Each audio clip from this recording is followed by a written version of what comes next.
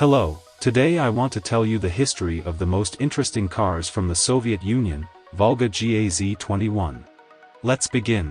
In 1952, Soviet engineers had a task of building a luxury car, and they had built two projects. First car was called Zvezda or Star in English, and the second one was called Volga. Eventually, engineers decided to go with Volga. In 1954, a first running pattern of this car was developed. After that, they gave one of the Volgas to the Marshal of the Soviet Union, Georgy Zhukov, to test it. Although he liked the car itself, he said that they need to change the grille of it, because it wasn't patriotic, he said. Nobody really understood what that means, so instead of the original vertical grille, engineers just put a Soviet star on the grille, and from there on, the production has started. Soviet people were shocked by Volga not only because it was a luxury, beautiful-looking car, but also because of the price, 40,000 Soviet rubles. That was 53 monthly salaries of an average Soviet citizen. But even if you had the money, you couldn't just simply go and buy one of those.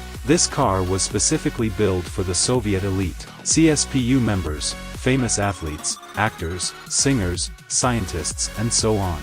The only opportunity for an average Soviet citizen was to buy this car illegally, but it would also cost 3 times more than it would cost normally. This car was also exported to other 75 countries, but when it first came out on an international market, nobody really wanted to buy a car with a giant Soviet star on the front, because of the Cold War and the tension between USA and USSR, and so engineers just had to bring the normal, vertical grille back.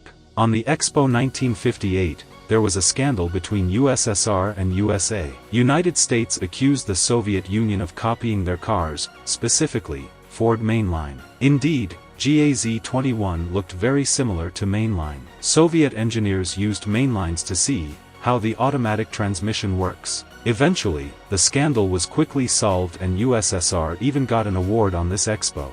Volga GAZ-21 was in production for over 14 years. The successor of GAZ-21 was Volga GAZ-24, and another luxury sedan from the Soviet Union, but story about this car I will tell you in another video.